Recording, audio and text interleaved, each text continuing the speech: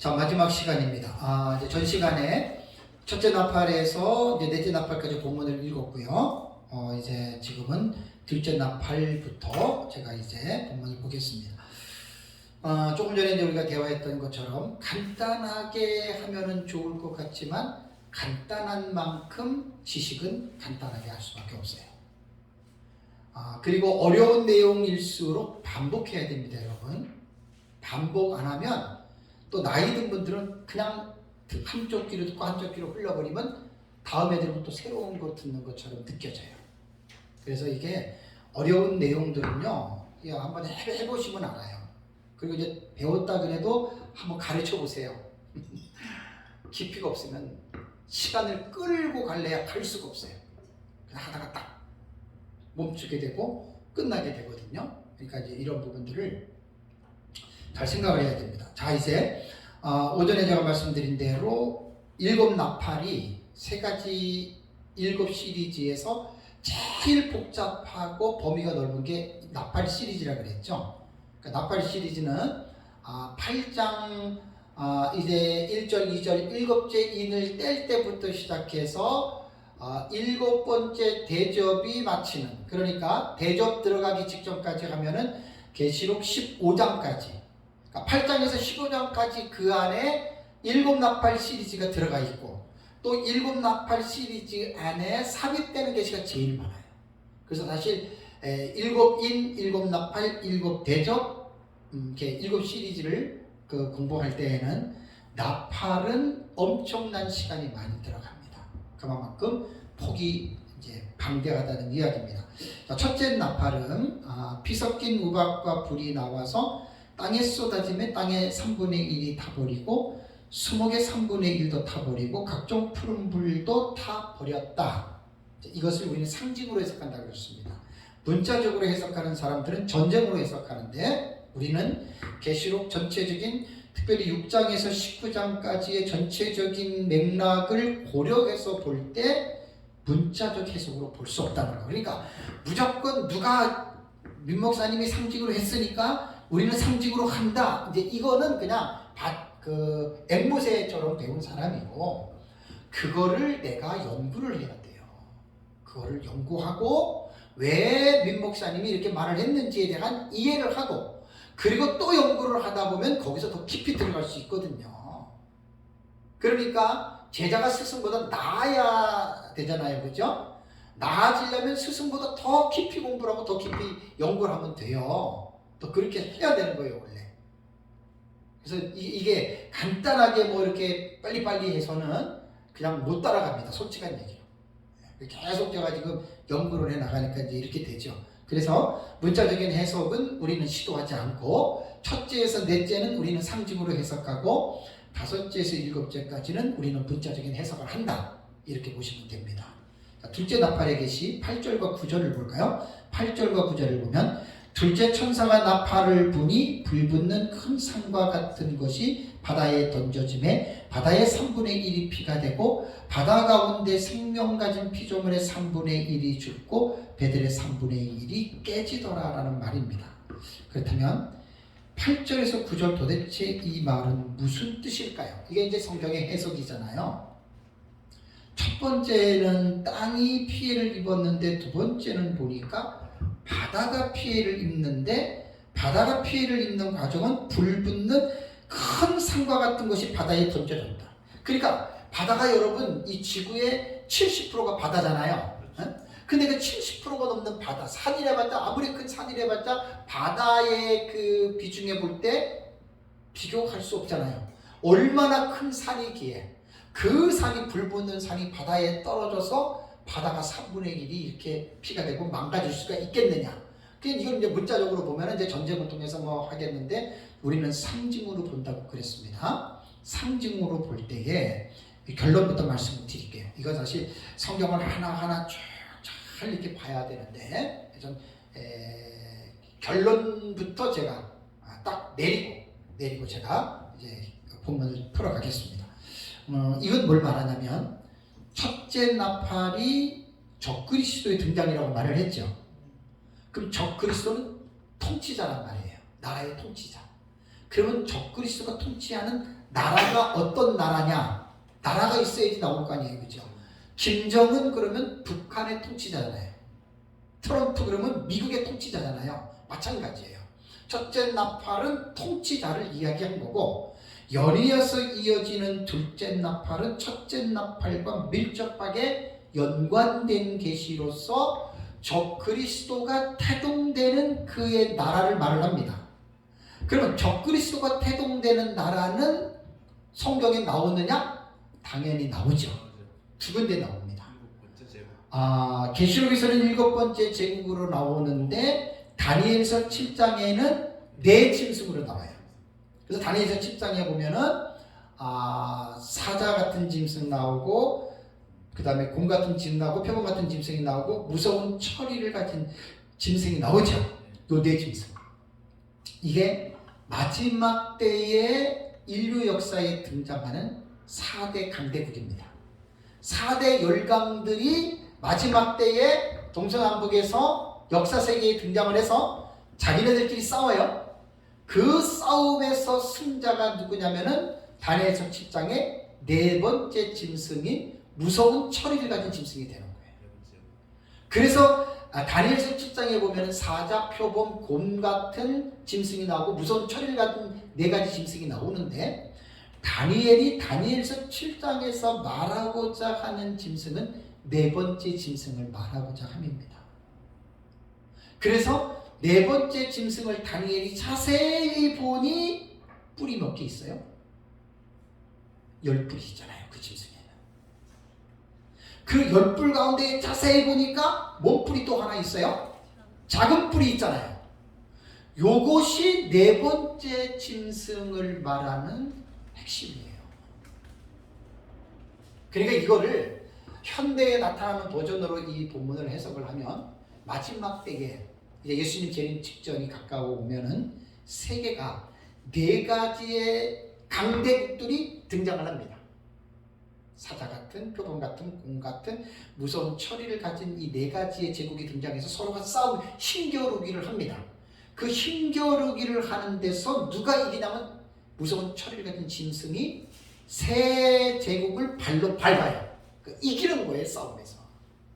그 싸움에서 이겨서 결국은 그 무서운 처리를 가진 짐승이 전 세계를 지배한다는 이야기거든요. 그것이 다니엘서 7장에서 우리에게 교훈하고 있는 내용입니다. 사실 첫째 짐승, 둘째 짐승, 셋째 짐승, 이거 저 연구하지 못했습니다. 다니엘서 7장 이거 연구해야 됩니다. 네 뿔 나오고 두 날개 나오죠. 다 특징이 있는 거예요. 그걸 아직 연구를 내가 못했어요. 넷째 짐승만 그냥 공부를 했기 때문에. 그러니까 넷째 짐승은 이제 오늘 여기에서 이제 둘째 나팔이 그 짐승을 말하는 거거든요. 넷째 짐승을. 그런데 구약적인 배경으로 볼 때는 다니엘서 7장의 무서운 처리를 짐승을 가진 넷째 짐승이고, 그 넷째 짐승이 그 제국이 어떤 제국인지는 10뿔은 열왕이라 그랬잖아요. 그러니까 합중국의 나라예요. 합중국. 그러니까 전제 정치가 아니고 합중국이니까 그거를 무슨 국가라 그래요? 예? 연방 뭐 그런 거. 예. 연합 제국이란 그 말입니다. 그래서 한 사람이 통치를 하는 게 아니라 10명의 왕들이 이게 공동 통치를 하는데, 그 다음에 이제 다니엘서 7장을 보면은 작은 뿔이 돋아나서 10뿔 중에 3뿔을 뽑아버리죠. 나머지 다 지배하는 거잖아요. 결국은 10번째 제국은 그 나라의 특징이 뭐냐면 전제 국가가 아니라 연합국가, 연합국가. 유나이티드 스테이트예요. 연합국가 속에서 결국 그 안에서 어떤 쿠데타를 통해서 한 왕이 그 열왕을 지배하는 거예요. 그러니까 마지막 때 우리는 뭘 봐야 되냐면, 분명히 이게 이제 작은 뿔이 적그리스도잖아요, 그죠? 다니엘서 7장에서는 이제 이러한 나라가 어느 나라냐를 봐야 되는 거예요.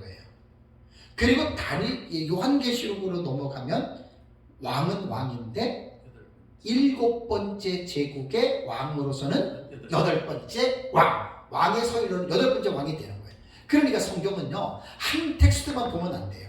어떤 사건에 대해서 성경이 계시를 했으면 그 계시를 구약적인 배경에서도 봐야 되고 신약적인 배경에서도 봐야 되고 구약에 몇 군데 얘기했으면 몇 군데를 다 봐야 돼요. 그래야지 그 계시에 대한 의미를 우리가 분명하게 알 수가 있거든요. 그래서 이 지금 적그리스도가 등장하는 이 제국은 요한계시록에 볼 때는 제국의 순서로는 7번째입니다. 그것이 이제 우리 요한계시록 거기 가보면은 17장에 나오죠. 그죠? 요한계시록 17장. 이 책에 지금 다 나옵니다. 요한계시록 17장에 지금 다 나오는데, 자, 요한계시록 17장을 가보시면은, 여러분, 어디에 나오냐면은,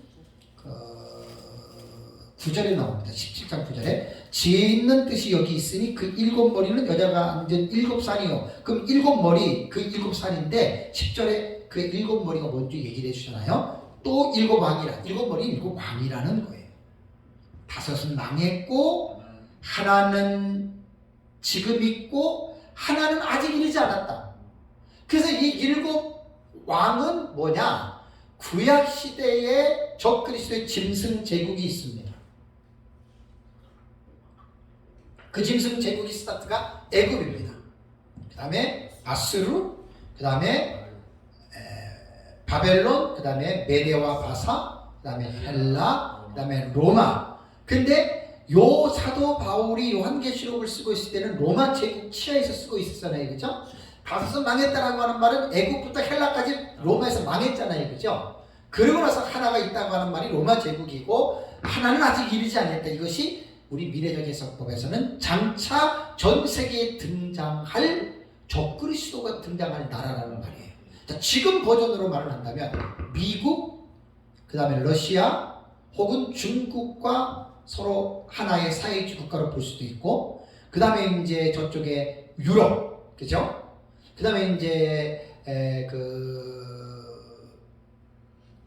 중동 지역에 아랍 쪽도 연맹으로 지금 어느 정도 힘이 있을지는 모르지만 예를 들어서 말씀을 드리는 거예요. 그러나 확정을 지으면 안 돼요. 확정을 지으면 안 돼요. 이렇게 세계에서 4대 강대국이 나온다는 거예요. 이건 지금 이제 상징이잖아요. 그죠?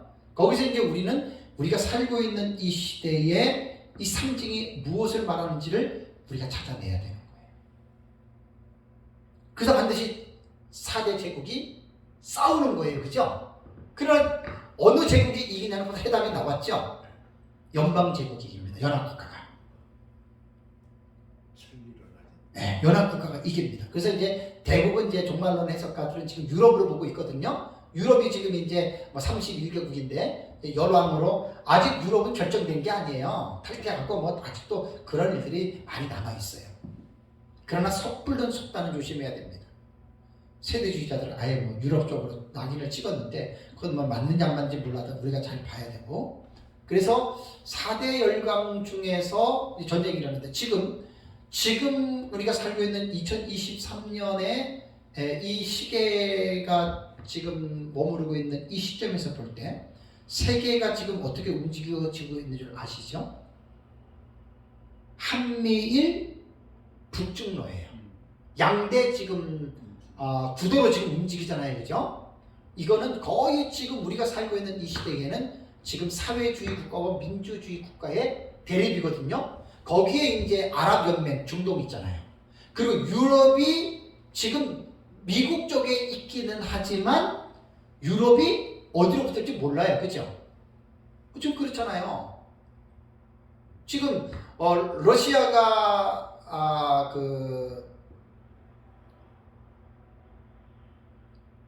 어디를 침공했죠? 갑자기 나라 생각하면 우크라이나. 네. 러시아가 우크라이나를 침공했는데 터키 이번에 재선된 대통령은 어때요? 러시아 쪽이잖아요. 그냥 러시아 쪽이라고 하는 말은 뭐냐면 유럽도 다 미국을 지지하는 게 아니라는 거예요. 아마 이제 유럽에서도 상당히 아마 제가 볼 때는 정리가 돼야 될 부분이 많아요. 나갈 나라들 빨리 나가야 돼요. 그리고 자칭 이제 말 그대로 옛날에 로마의 그 제국 한도에 있는 그 나라들이 이제 아마 제가 볼 때는 최종적으로 뭉치지 않나 그런 생각을 하거든요. 동유럽 쪽 이쪽은 아마 내가 볼 때는 떨어져 나갈 것 같아요. 그러나 확실한 건 아니니까. 그러니까 지금 우리가 살고 있는 이 시대의 군사적인 대립은 북중러 그 다음에 한미일입니다. 이 사회주의와 지금 자유민주주의 국가의 대립인데 이제 마지막 때는 4대 제국은 이런 거 이렇게 싸운다는 거예요. 그래서 그 싸움이 어디에 나오냐면은 둘째와 유브라데 전쟁이 있죠. 그게 이제 예루살렘 침공이 그때 일어나는 거예요. 그래서 다니엘서 그 본문에 보면은 마지막 때 상호 5가지 전쟁 연관성 그거 보세요. 그거 보면은 11장의 전쟁, 그 다음에 유브라데 전쟁, 그 다음에 또 그 다음에 아마겟돈 전쟁 해가지고 5가지 전쟁 집어넣었죠. 그 다음에 고가 마국의 전쟁 에스겔서 그 5가지 전쟁을 잘 보세요. 거의 다 그게 뭐냐면은 후 3년 반 유브라데 전쟁을 말하는 겁니다. 여기에서 네 번째 짐승이 이겨요. 나머지 패해요. 그러면서 이제 거기에서 결국 후 3년 반에 적그리스도의 국가가 세계를 지배하면서 결국 후 3년 반을 통치하는 그것으로 보면은 저는 옳다고 봅니다. 그러니까 둘째 나팔이 바다에 대한 이런 부분들은 다 이 부분들을 상징으로 보는 겁니다. 상징으로 볼 때 이제 적그리스도의 제국으로 이제 보는 거죠. 그래서 이제 역대 짐승 제국의 2가지 특징은 445페이지에서 446페이지를 잘 보시면 됩니다. 이것도 기가 막힌 통찰력입니다. 로마 제국이 전제 국가로 시작했다가 원로원 정치인 원로의 정치로 바뀌었다가 그 다음에 주전 60년에 이제 제1차 3두 정치를 통해서 이제 그 로마 제국이 다시 전제 국가로 회귀하는 케이스가 나오죠. 그죠?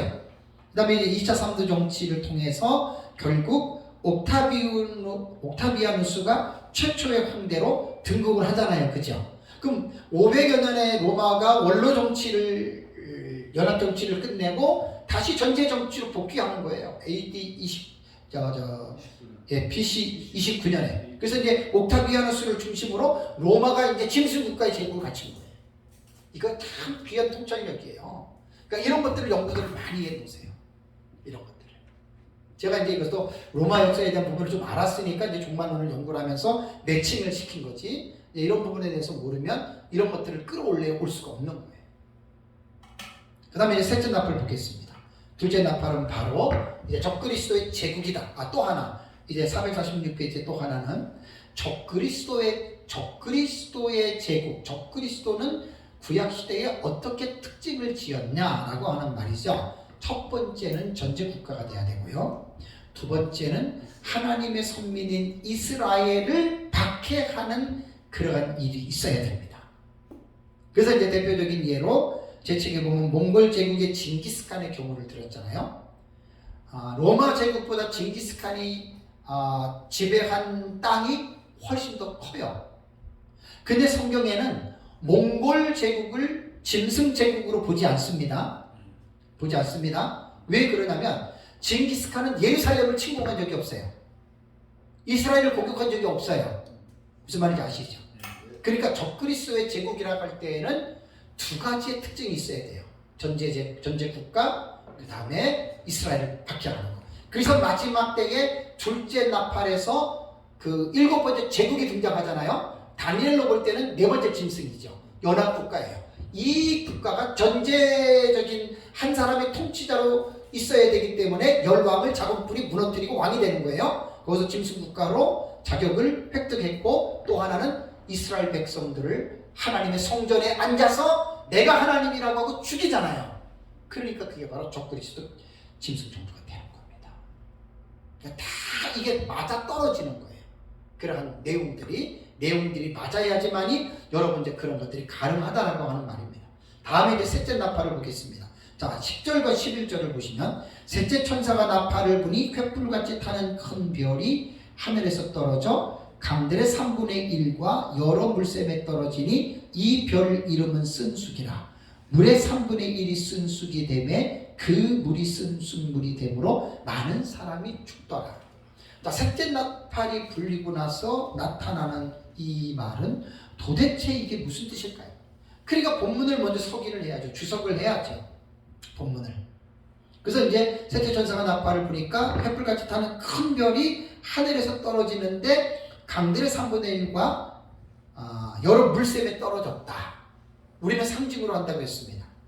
문자로 해석하는 사람은 이것도 무슨 뭐 전쟁으로 이렇게 보고 뭐 천체에서 무슨 운성이나 별똥이 대기권을 통과해서 지구를 파괴하는 쪽으로도 해석을 하는데 또 뭐 상징 해석가들 중에 어떤 사람들은 타락한 천사로 이렇게 또 보기도 하고 여러 가지 해석이 있습니다. 그런데 여기에서 우리가 상징의 해석을 할 때에도 그냥 자기 마음대로 기분 내키는 대로 하는 게 아닙니다. 분명한 상징으로 끌어올 수 있는 모티프를 성경에서 끌고 와야 돼요. 그래서 사실 상징의 해석은 성경에 필요하지만 웬만한 사람들은 상징의 해석을 하기 힘들어요. 그러니까 신천지 이만희 같은 경우는 완전히 비유를 해가지고 완전히 사이비 종교 교주가 됐잖아요. 거기에 빠져가지고 넘어간 사람들 보면 너무 불쌍하죠. 여기서 강과 물샘에 떨어졌다. 강과 물샘을 뭐로 보느냐?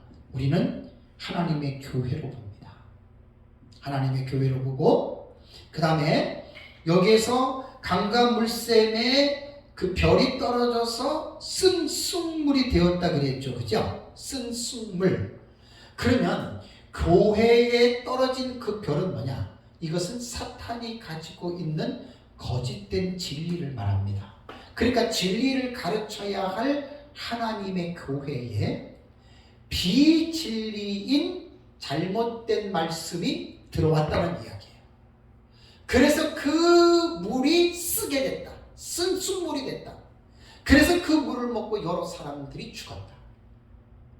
결론적으로 말씀을 드리면 이 부분은 셋째 나팔은 무엇을 말을 하냐면 평화로운 교회에 거짓된 진리, 거짓된 말씀들이 파고 들어와서 교회를 상당수 타락시켰다. 이렇게 보는 겁니다. 그러면 요한계시록에서 이렇게 이런 일을 할 자가 있는가? 있지요. 그게 요한계시록 17장의 음녀입니다. 음녀. 포른의 귀내 음란한 여자.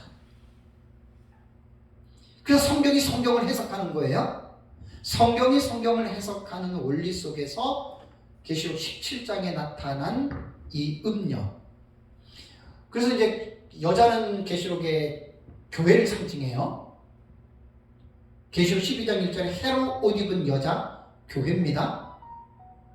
음녀 타락한 교회입니다.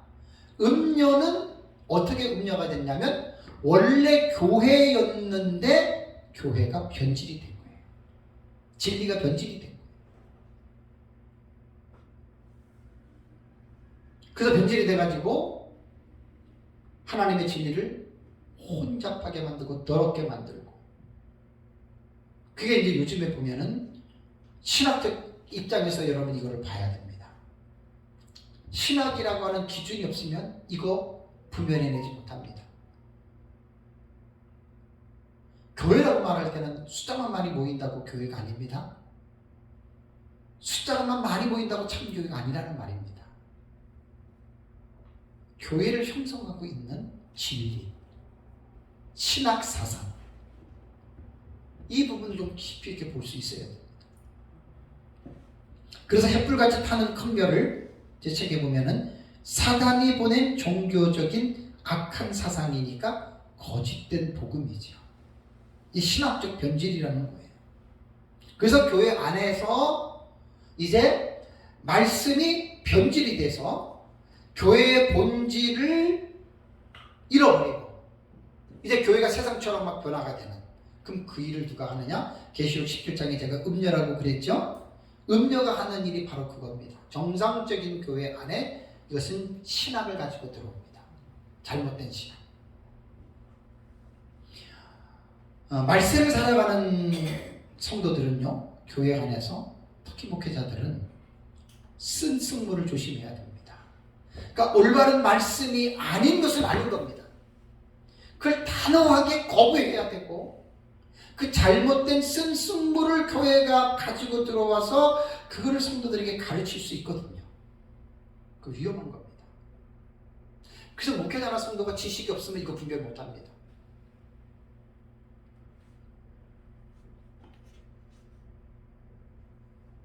대단히 지금 이게 중요한 말인데요.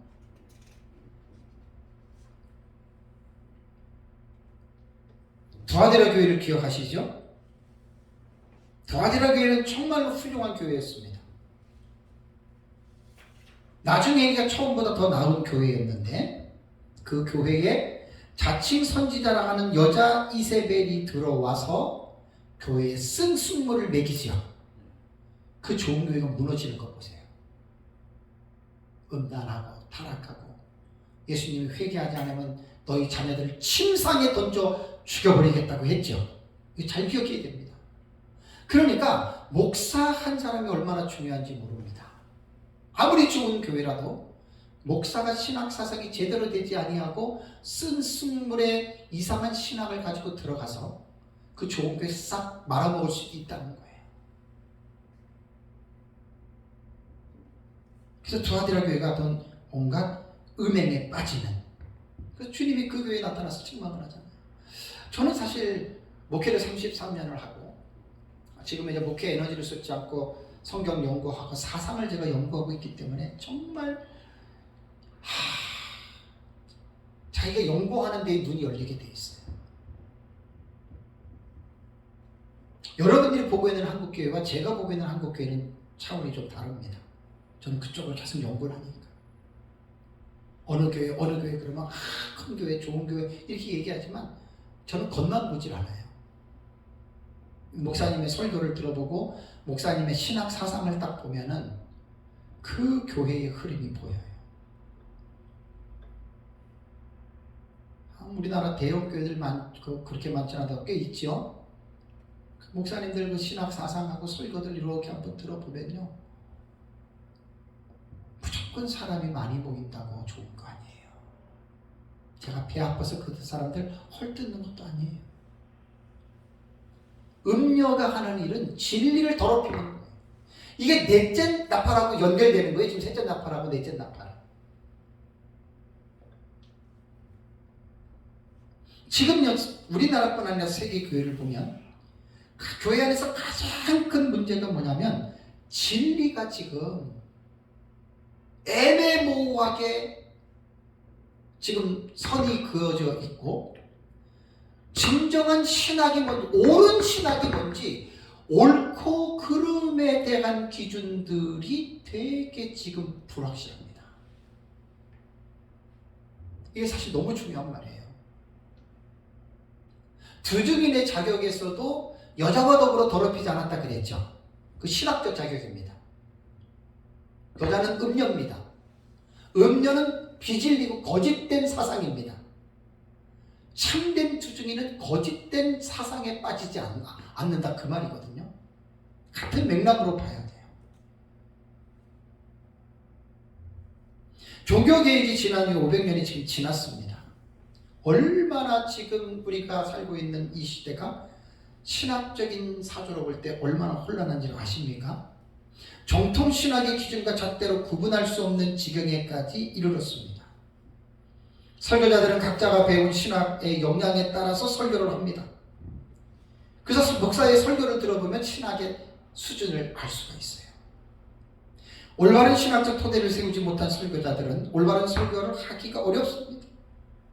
성경의 핵심적인 주제를 벗어나는 설교는 진리와는 상관이 없는 설교일 수밖에 없습니다. 그래서 올바른 정통적인 신학의 기준, 신학을 하지 않고 그 신학이 없는 목사들은 설교를 들어보면 거의 다 양무리들에게 쓴 숙모를 지금 먹이고 있는 거예요. 설교 시간에. 예를 들자면 기복신앙, 예수 믿으면 부자 되고 잘 먹고 잘 살고, 목사 섬기면 복 받고, 뭐 헌금 많이 내고 복 받고, 이게 다 쓴 숙모이라는 거예요. 쉽게 말하면. 기도 많이 했더니 복 주고, 막 무엇이든 간에 기도하면 다 응답된다고. 그 기도 만능주의입니다. 그 잘못된 거예요. 기도하면 다 됩니까? 아니죠. 안 되는 게 있잖아요. 그 기도 만능주의자들이 그렇게 말하는 거예요. 오해하지 마세요. 저는 하루에 3시간, 5시간 혹은 7시간을 매일 기도한다. 저는 그 사람을 나는 신뢰할 수 없고 저는 그런 사람 이해 못합니다. 차라리 성경을 3시간, 5시간, 7시간 본다 그러면 나는 이해는 해요. 근데 성경만 보고 기도만 그렇게 많이 한다 그러면 나는 그런 사람 이해 못합니다. 그 사람 반드시 신비주의에 빠진 사람입니다. D.L. 무디에게 배우셔야 돼요. 기도하기 전에 성경을 먼저 보고 성경을 본 만큼 기도했다 그러잖아요. D.L. 무디는. 그런 좋은 것을 본받아야 돼요. 성경 안 보고 어떻게 하루에 7시간, 여러분 성도들이 하루에 7시간 기도를 하라, 그게 가합니까? 물론 특별한 경우는 그럴 수 있어요. 그렇죠? 뭐 문제가 있어가지고 그냥 끔찍하면서 7시간, 10시간 그렇게 기도할 수는 있어도 특별하지 않고는 그렇게 기도할 상황이 없어요. 그죠? 우리는 현실의 삶 속에서 충실하게 사셔야 돼요. 가정주부가 남편 보살펴야지, 자식 보살펴야지. 당신 알아서 밥 먹고 가, 네 알아서 학교 가, 엄마 기도할 거야. 하나님 기뻐할 것 같아요? 제 얘기 잘 들어보세요. 그 기도 만능주의자들, 신비주의자들, 그 신학이 제대로 되지 않아서 그래요. 그런 사람들이 결국 성도들에게 쓴쑥물을 먹이는 거예요. 그래서 교회가 신비주의로 기울어지고 빠지게 되고 정상적인 삶을 성도들이 살아가지 못하고 무조건 기도하면 다 된다고, 무조건 기도하면 다 된다고, 하나님이 인간에게 주신 책임까지도 무시해버리고, 그게 다 쓴쑥물입니다. 여러분, 그런 것들이. 어느 시대든지 간에 진리를 올바르게 분별하지 못하면 하나님의 심판을 받게 됩니다. 데살로니가 후서 2장 9절과 12절 보세요. 책에 보면 악한 자의 나타남은 사탄의 활동을 따라 모든 능력과 표적과 거짓 기적과 불의의 모든 속임으로 멸망하는 자들에게 이르리니 이는 그들이 진리의 사랑을 받지 아니하며 구원을 받지 못함이라. 이러므로 하나님이 미혹의 역사를 그들에게 보내사 거짓 것을 믿게 하심은 진리를 믿지 않고 불의를 쫓아 모든 자들로 하여금 심판을 받게 하려 하심이라. 사탄의 능력을, 활동을 따라 모든 능력과 표적과 거짓 기적과 불의를 나타내는 거예요. 마지막 시대 사탄이. 여기에 신비주의에 빠져버리면, 여기 함몰되면요 정상적인 삶을 못 살아요. 밤낮 참기도 가야 되고, 밤낮 금식해야 되고, 밤낮 기도해야 되고. 그러나 체험이나 신비주의 쪽에 조금만 빠지면 정상적인 그 성도가 못 됩니다. 이런 것들이 다 쓴쑥물이라는 거예요. 여기다가 신학적인 사상으로 개혁 신학이 아닌 신정통주의, 자유주의, 신복음주의, 신근본주의, 이러한 잘못된 신학 사조들이 얼마나 많습니까? 목회자들이 올바른 개혁 신학을 하지 않음으로 말미암아 이러한 쓸데없는 신학에 빠져가지고 신정통주의니 자유주의니 신복음주의니 근본주의니 신근본주의니 이런 데 빠져가지고 얼마나 진리를 더럽게 만들고 쓴쑥물을 만드냐는 말입니다. 그래서 결국 이런 데서 빠져나와서 지금은 20세기 후반에는 어디까지 나왔냐면 종교다원주의까지 나왔잖아요. 네? 예수 외에도 구원이 있다. 여러분, 종교다원주의에 앞으로 또 뭐가 나오겠습니까? 예수 안 믿어도 구원받을 수 있다는 거, 착하게 살면 구원받을 수 있다는데, 그럼 여기서 뭐가 더 이상 나올 게 있어요, 없어요? 나올 거 다 나왔잖아요. 이게 다 뭐냐면 신학사상에서 나온 거예요. 그래서 이 세상에서 지금 목사님들은 뭘 봐야 되냐면 쓴쑥물을 먹이는 실체가 음녀거든요. 그 음란한 여자는 뭐냐? 그 정상적인 교회에서 배도가 되는 교회라 그랬죠, 그죠? 음녀교회도 큰 교단을 이루고 있는데 전 세계의 종교적인 상황을 볼 때 종교 인구가 가장 많은 종교가 어디 종교인 줄 아십니까? 로마 가톨릭입니다. 기독교의 한 4배, 5배 이상 돼요. 로마 가톨릭은 어디에서 시작이 됐습니까? 천주교는 베드로부터 시작됐다 그러죠? 어불성설입니다. 로마 캐토릭의 정확한 시작은 AD 313년 콘스탄틴 대제가 밀라노에서 기독교를 인정했죠. 그리고 393년에 데오도시우스 황제가 기독교를 로마의 국교로 인정했죠. 그게 로마 캐토릭의 시작이에요. 그때까지만 해도 기독교였어요. 그 기독교가 로마가 기독교를 국교로 인정하면서 그때부터 진리의 쓴 숭물을 먹이면서 AD 59년에 그레고리 1세 교황 때부터를 590년부터 보통 중세 시작으로 보거든요. 그때는 거의 이제 그 314년부터 시작됐던 로마 제국하에서 기독교는 쓴 숭물을 먹기 시작해서 중세 시작인 AD 590년부터는 돌이킬 수 없는 변질된 기독교로 타락한 것이 로마 가톨릭의 시작입니다. 그럼 기독교는 언제부터냐? 언제부터의 초대교회 때부터죠. 이게 역사를 보는 관점이라는 이야기예요. 천주교인들은 이렇게 말을 안 합니다. 자기네들은 로마 베드로가 초대교황이고 천주교가 그때부터 있었는데 1517년에 루터가 결혼하려고 천주교에서 돌아서가지고 배반해가지고 개신교를 만들었다. 이게 천주교인들이 보는 역사입니다. 그건 거짓된 역사입니다. 바보 같은 그리스도인들이 그거 믿고 있는 그리스도인들도 있잖아요. WCC에 빠진 사람들, 천주교 형님이 큰 집이라 그러잖아요. 바보 같은 사람들. 이게 정말 기가 막히네. 이거 만나면 내 속에서 열불이 나요. 도대체 역사가 뭔지들도 모르고. 여러분 너무 심각합니다 이거. 그냥 신학교 가서 공부하고 목사했다고 목사가 아니에요. 목사님들 설교 한 편 딱 들어보면 목사님들의 신학사상 다 나옵니다. 지식 다 나옵니다.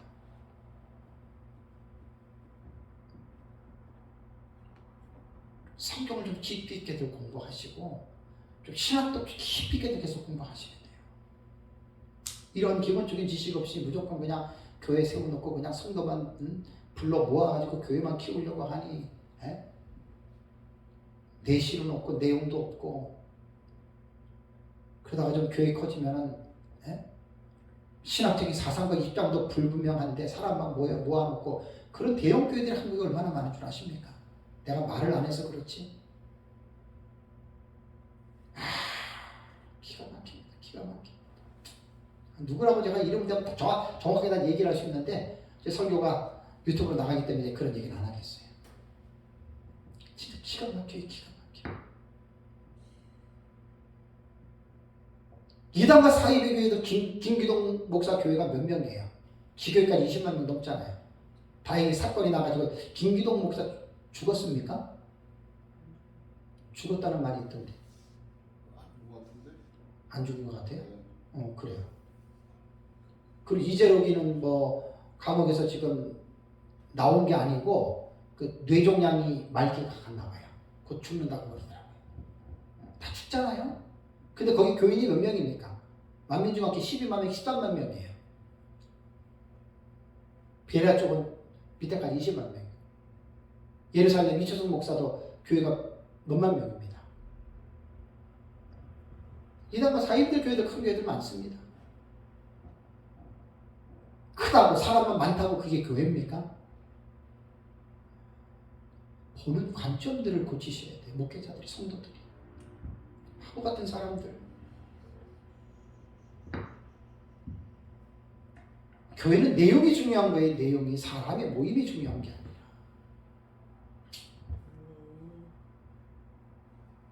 세 번째 나팔은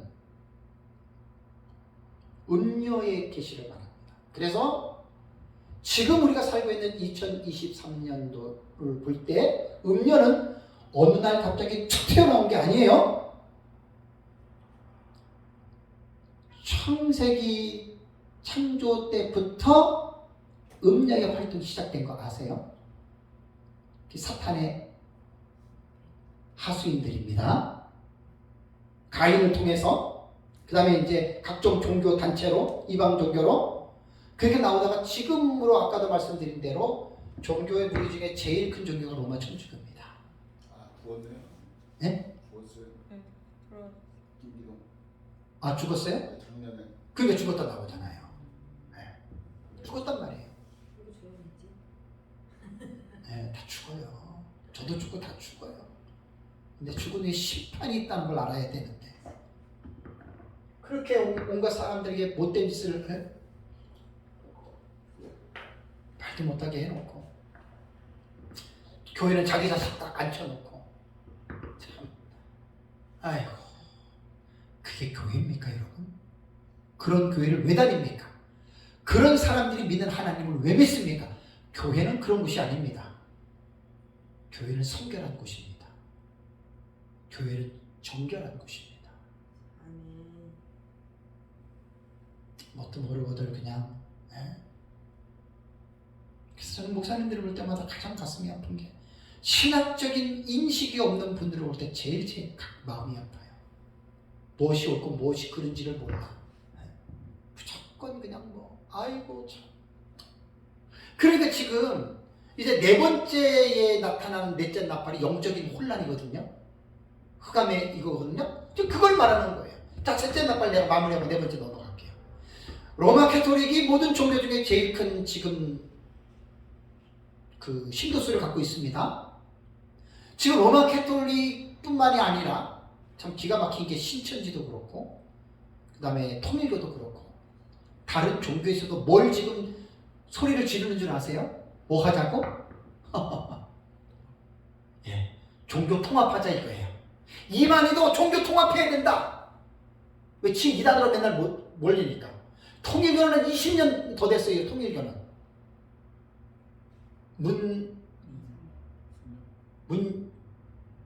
통일교 누구예요? 문선명 죽기 전부터 아들들이 이미 미국에서 종교 통합 운동을 오래전부터 했어요. 한 20년 전부터. 천주교도 종교 통합 운동하고 있어요. 말 그대로 모든 종교 하나입니다.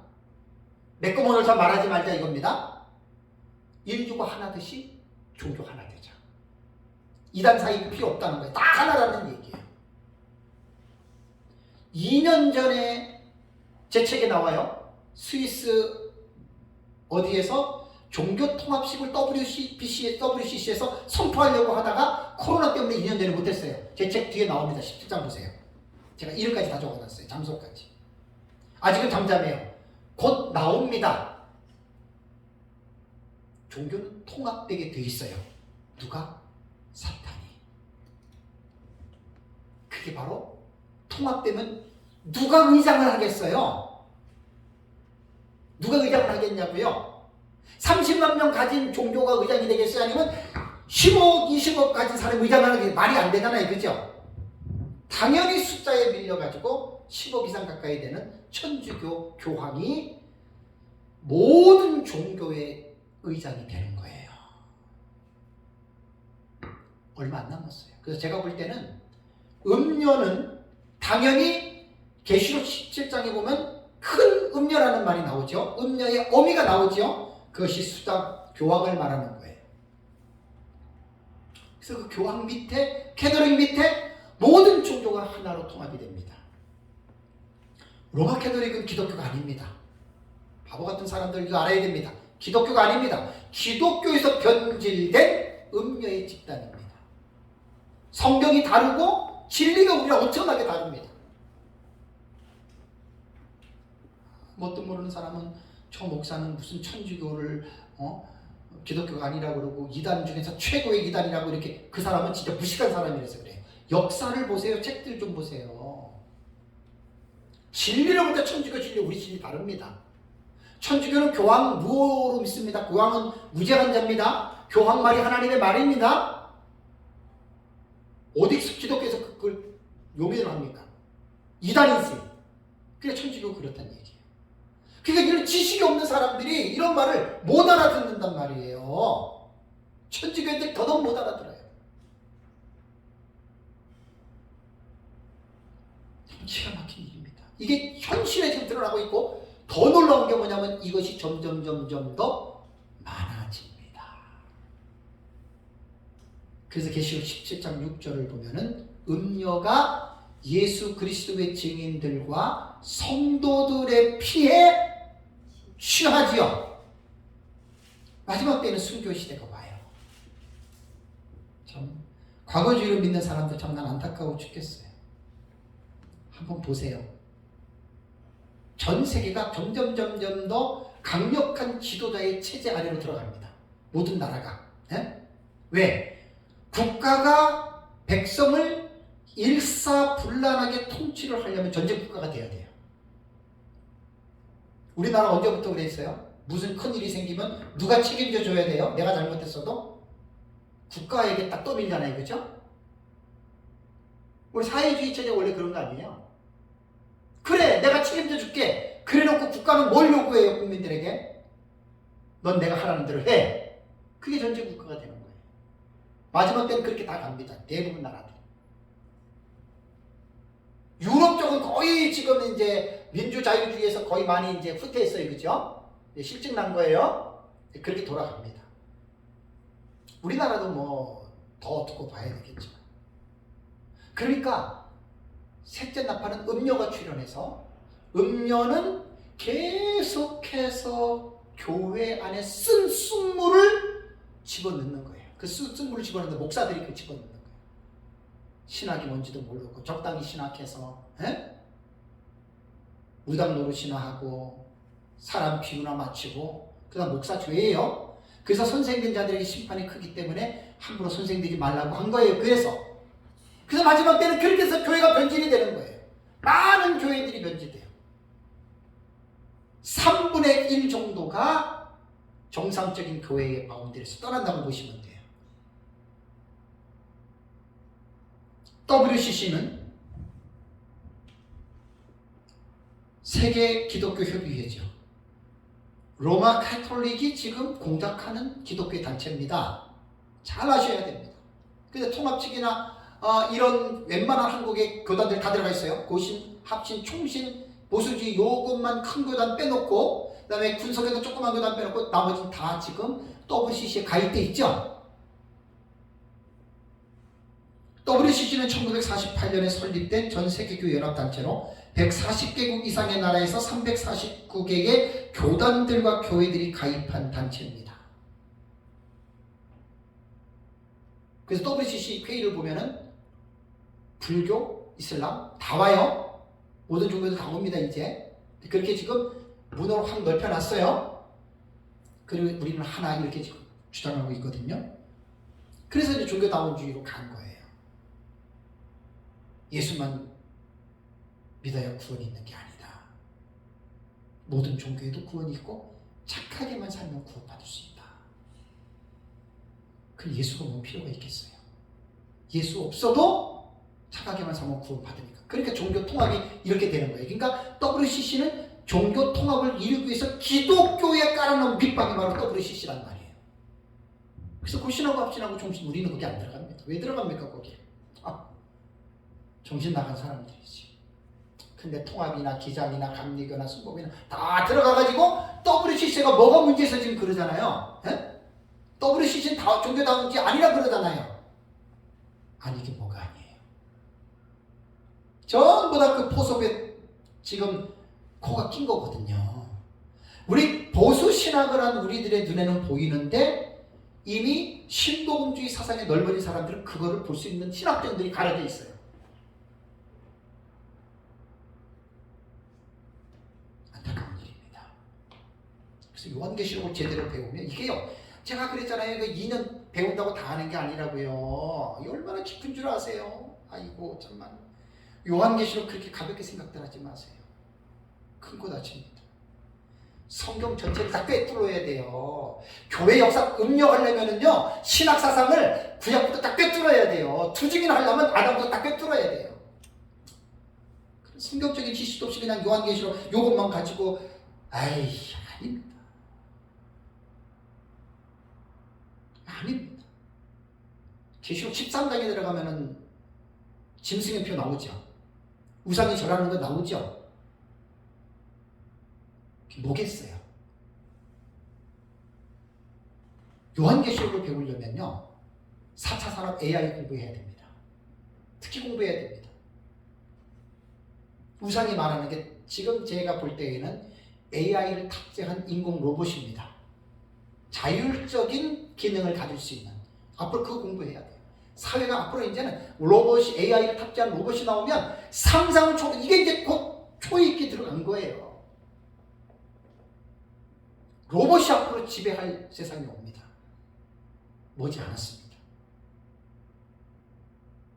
요한계시록 공부하려면 천체학도 공부해야 됩니다. 경제도 공부해야 되고 그래야 성경을 제대로 해석할 수 있어요. 그냥 요한계시록 깊이 있게 본문 들어가서 여러분 이거 주의해 보세요. 얼마나 깊고 어려운지 모릅니다. 그래 그냥 간단하게들 그냥 해가지고 그냥 마치 이게 다인 것처럼 아닙니다. 절대 아닙니다. 내가 10년을 연구했어도 지금도 본문 들어가서 설교학적으로 들어가면 또 몇 년을 연구를 할 만한 내용이 그렇게 담겨져 있어요. 아까도 말씀드린 대로 요한계시록 이거 지금 윤곽이나 이거 잡아주는 거 이거 되게 어렵습니다. 이거 한두 번 들어서 몰라요. 이거 이해시켜주기 위해서 엄청나게 해야 돼요. 이거는 그냥 겉핥기만 한 거예요. 겉핥기. 이거 한테 몇 년 걸려요. 이거 하고 나서 본문 들어가야 돼요. 본문. 진짜는 본문에 있어요. 본문. 그렇게 간단한 게 아니에요. 제가 연구하다 보니까. 마지막에 이제 8장 12절 볼까요? 넷째 천사가 나팔을 부니 해 3분의 1과 달 3분의 1과 별들의 3분의 1이 타격을 받아 그 3분의 1이 어두워지니 낮 3분의 1은 비추임이 없고 밤도 그러하더라. 여기서 보면은 넷째 천사가 나팔을 불자 1월 성신 해달별들이 3분의 1이 타격을 받아 어두워졌다. 흑암이죠. 흑암. 참 특이한 겁니다. 왜냐하면 일식과 월식과도 다릅니다. 이 흑암은 과거 애굽에 내린 9번째 재앙인 흑암과도 다릅니다.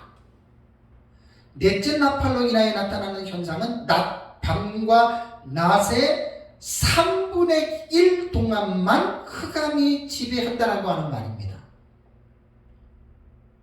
그게 다르다는 거예요. 그래서 딱 3분의 1만 밤과 낮의 3분의 1 요때만 딱 흑암으로 된다 그 말이에요.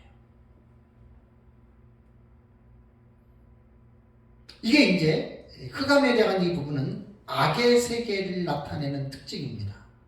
그리고 하나님의 심판의 상징이죠. 아모스 8장 9절에 보면 해를 대낮에 지게 하여 백주의 땅을 캄캄하게 한다. 하나님의 심판에 할 때 나오는 거거든요. 요엘서 2장 1절 2절에도 어둡고 캄캄한 날이요 짙은 구름이 덮인 날. 요엘서 2장 10절에도 그 앞에서 땅이 진동하며 하늘이 떨며 해와 달이 캄캄하며 별들이 빛을 얻었다. 우리는 이 본문을 문자적으로 해석합니다. 문자적인 그 빛이 사라진 것을 해석합니다. 그런데 넷째 나팔은 상징으로 해석한다 그랬죠. 여러분 상징의 해석도 문자적인 해석을 무시하는 거 아닙니다. 여러분 이거 꼭 기억해야 됩니다. 상징으로 해석을 하더라도 1차적으로는 문자적인 해석을 먼저 하고 문자적인 이해를 한 다음에 그것을 상징으로 풀어가야 되는 거예요. 그러니까 해와 달과 별을 1차적으로 물리적인 해와 달과 별이 어두워지면 깜깜하잖아요. 그죠? 이렇듯이 상징으로 볼 때 영적으로 이 세상이 어두워진다 그 뜻이란 말이에요. 상징의 해석이라고 문자적인 해석을 전혀 무시하면 그건 말이 안 되는 거예요. 그건 절대 말이 안 되는 거예요.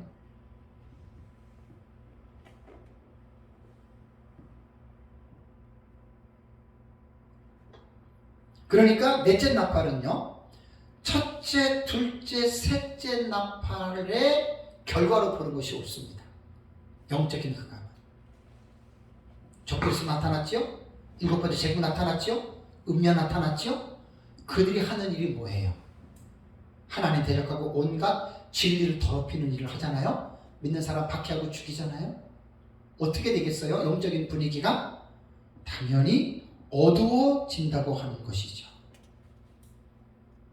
여기서 이제 넷째 나팔이 울리며 교회는 타격을 받아 여기에 보면은 어두워졌다라고 하는 말이 나오죠. 그죠? 여기에 어두워졌다라고 하는 말이 나오는데 해와 달과 이 별들 있잖아요. 해와 달과 이 별들은 교회를 나타내는 것이다 라고 이제 교부 티코니우스는 해석을 했고요. 렌스키는 이 부분에도 속임과 미혹의 극치가 그 심판으로 진리의 빛을 제거하는 것을 해석했는데, 렌스키는 구체적으로 어떻게 말하냐면, 우리는 로마 카톨릭 교회에서나 키랍 정교에서나 합리주의에서나 현대주의와 이와 같은 비슷한 분파로서 모든 회의주의와 여러 어리석은 종교와 비종교에서 말씀을 부패하게 하고 사람들에게 세상을 유혹한 만연한 곳에서 이러한 말씀의 빛이 떠나 어두운 것을 생각해 볼 수 있다라고 이렇게 말을 하고 있습니다. 여기서 해와 달과 별은, 해는 교회를 상징하고 달은 성도를 상징하고 452페이지, 453페이지 나옵니다. 별은 교회의 사역자들을 말합니다.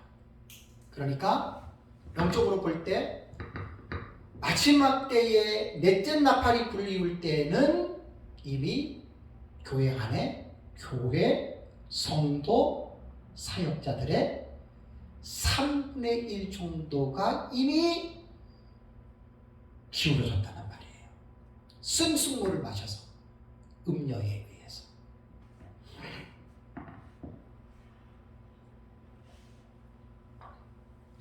넷째 나팔은 그렇게 보시면 돼요. 3분의 1에 대한 해석도 454페이지를 여러분들이 좀 읽어보시고요. 낮은 교회와 하나님의 자녀들의 그 부분을 말하고, 밤은 세상을 말하는데, 낮도 밤도 어두워졌다라고 하는 말은 교회만 타락한 게 아니라 세상은 더 극도로 어두워진다 그 말입니다. 상상을 초월할 정도입니다. 여러분, 하나님의 교회가 타락하고 변질되는 것은 하루아침에 일어나는 것이 아닙니다. 사실 이게 넷째 나팔을 딱 불어가지고 갑자기 3분의 1이 떠난다 그렇게 보면 안 됩니다. 서서히 지금 뭐냐면 진행되고 있습니다. 그래서 제 책의 454페이지 보면은 16세기의 종교개혁으로 말미암아 기독교는 성경의 진리를 바르게 세우는 복된 시기가 됐어요. 그 다음에 17세기는 개혁신학을 삶으로 드러내는 청교도의 신학이 부흥되고, 청교도의 신학으로 말미암는 삶으로 세계가 변화되는 이러한 복된 시기였습니다. 그 다음에 18세기는 문예 부흥의 일환으로 자유주의 신학이 태동되게 되어 기독교는 대혼란과 진리의 변질이 일어나기 시작합니다. 자유주의 신학의 아버지 슐라이마흐로 시작된 이 사상은 인간의 이성을 중시하죠. 그래서 인간의 이성이 모든 진리의 재판관 자리에 앉아서 오늘에 이르기까지 기독교 내에서 중요한 신학의 사조로 뿌리를 내리게 됐습니다. 자유주의 신학은 기독교가 아닙니다. 사탄의 신학입니다. 자유주의는 여러 가지 면에서 기독교의 근간을 흔들어 버리는 악의 축이 되고 말았습니다. 한국에서는 한국신학대학이 자유주의 신학교입니다. 대표적인. 그런데 영향을 받은 학교들이 있습니다. 잘들 기억하시기 바랍니다. 다시 말씀드리면, 목회자가 신학 사상에 어두우면 참 불쌍한 목사입니다. 그 사람 정말 불쌍한 사람입니다. 구분을 못하는 사람들입니다. 지금 얼마나 한국교회 안에 신학사조가 혼란한 줄 아십니까 여러분? 신학 제대로 아는 사람들은 그 분별을 못해요. 그래서 한국교회가 지금 개판이에요.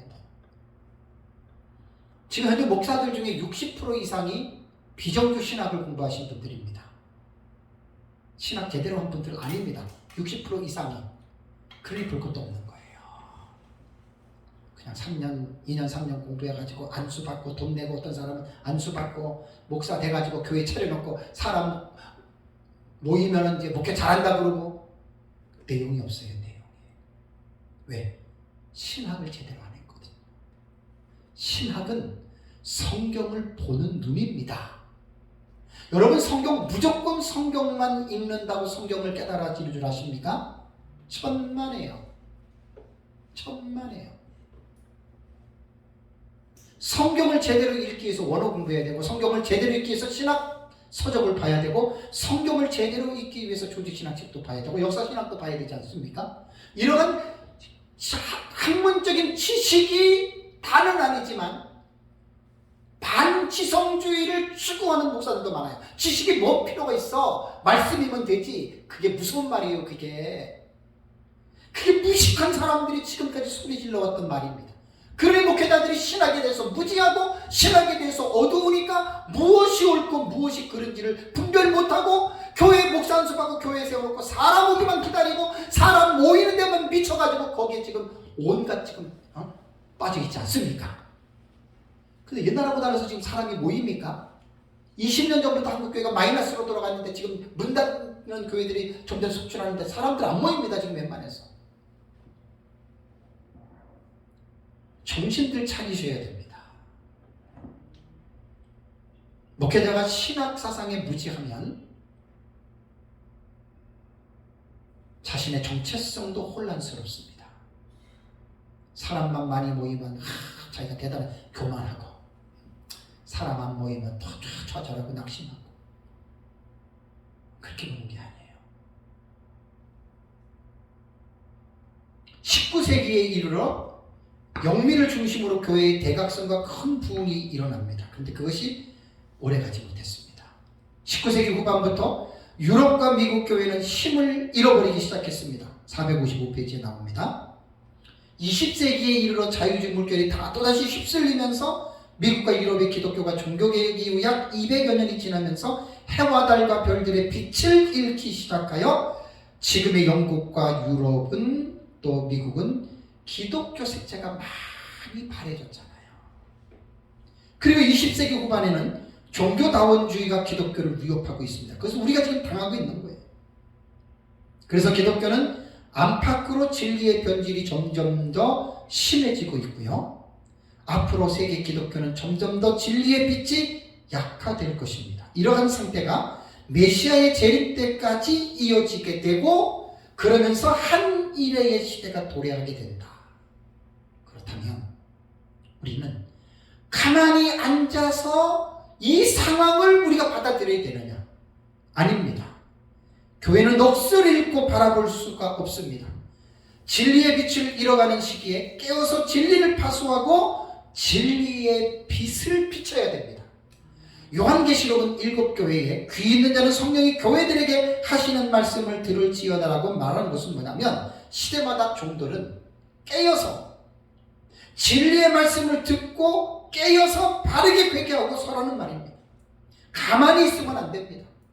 교회의 무너짐을 보고 있는 것이 아니라 교회의 무너짐을 붙잡아 일으켜야 하고, 쇠락한 곳은 진리의 말씀으로 다시 세워야 할 사명을 가진 자들이 여러분 목회자입니다. 마지막 때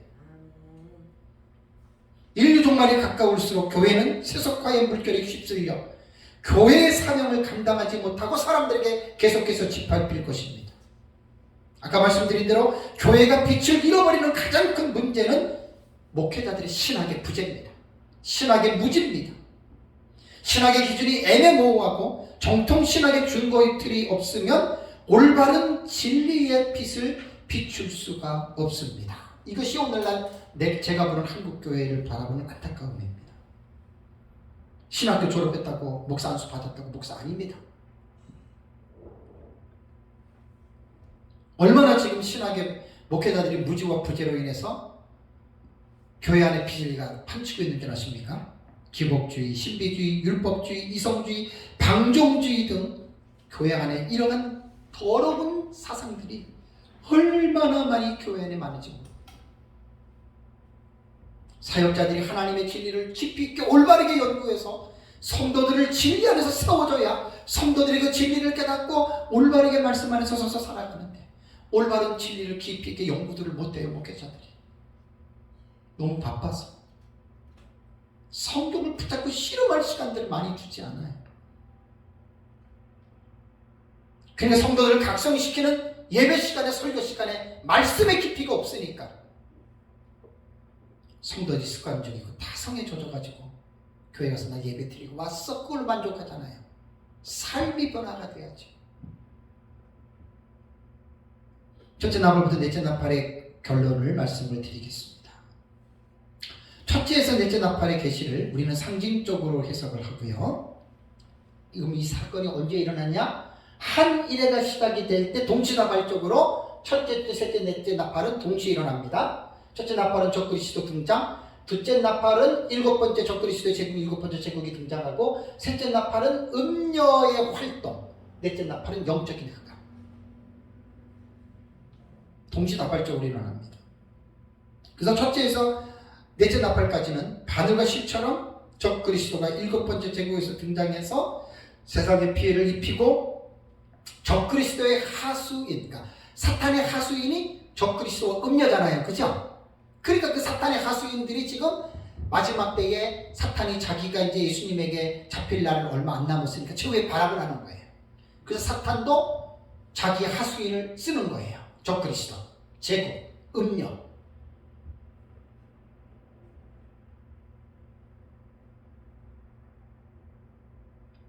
우리는 이 나팔 계시, 첫째에서 넷째 나팔을 잘 기억해야 돼요. 이것이 이제 아는 것으로 끝나는 게 아니에요. 깨어있는 목회자, 깨어있는 교회는 적그리스도의 등장과 일곱 번째 제국의 등장과 음녀의 등장과 영적 흑암에 대한 영적인 기류를 보고 있는 사람이 깨어있는 지도자예요. 이게 마지막 때 두 증인들입니다. 그래서 그러한 흐름에 휩쓸리지 않는 거예요. 깨어있는 지도자들은. 목회자들은 그렇지 휩쓸리지 않습니다. 그래서 깨어서 기도하고 성도들에게 하나님의 말씀을 잘 가르쳐서 자기가 맡고 있는 교회는 그러한 쓴 쑥물을 먹이지 않고 성도들이 올바른 진리 안에서 건강하게 살아갈 수 있도록 가르치는 게 마지막 때 두 증인들이 해야 될 일입니다. 요한계시록을 단순히 그냥 지식으로 배우는 게 아닙니다. 지식으로 배우는 게 아닙니다. 내용을 깊이 있게, 이게 지금 제가 한 부분을 지금 보고 있는 거잖아요. 이게 1장부터 21장까지 이렇게 깊이 있게 연결해서 전체를 한번 봐보세요. 아주 영적으로 푸듯하고 정확하게 보여지고 어떻게 할 것인지에 대한 부분이 다 해답이 나옵니다. 안타까운 것은 이걸 모르니까, 계시록은 이런 뜻을 듣겠는데 이걸 모르니까, 또 너무 어려우니까 목회자들이 배울 생각도 안 하고, 이거 누구한테 배웁니까? 이거 배우기도 힘들어요. 제 책 이거 읽는다고 이해되는 줄 아세요? 읽어도 몰라요. 이거 읽어도 몰라요. 무시하는 거 아니에요. 내가 어렵게 쓴다고 쓴 게 아니에요. 종말론 자체가 어렵다는 내용입니다. 성경도 폭넓게 알아야 되고 모든 거 폭넓게 알아야 돼요. 다 같이 기도하겠습니다.